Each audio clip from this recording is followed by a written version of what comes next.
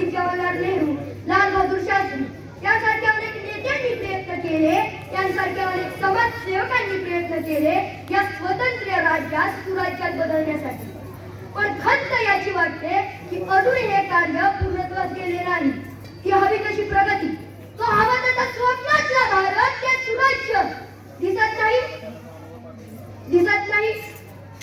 पूर्वी ना पैसा रुपया माहित होता, पण आता काय पैसा माहितीये किती बदल झालाय ना. पूर्वी इनामापेक्षा इमान हा शब्द भारतीयांसाठी खूप महत्वाचा होता. आता भ्रष्टाचाराची मैत्री करून इमानदारी विसरून गेलोय आपण.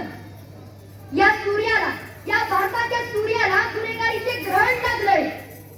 किती बदल झालाय ना. पण एक गोष्ट आहे ना, भारत स्वातंत्र्य झालं, इंडस्ट्रियल एरियांना 24 तास लाईट पुरवली जाते, पण आमच्यासारख्या शेतकऱ्यांना रात्रीचीच लाईट का? हा विकसित झाला आपला भारत. अरे अजूनही संकटात आहे शेतकरी जवान.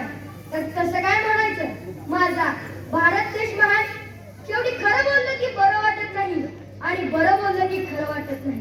खरं आणि बरं यात माझा गोंधळ उडवण्यापेक्षा मी सायराज दिगंबर निकम त्या व्यासपीठाची रजा घेतो.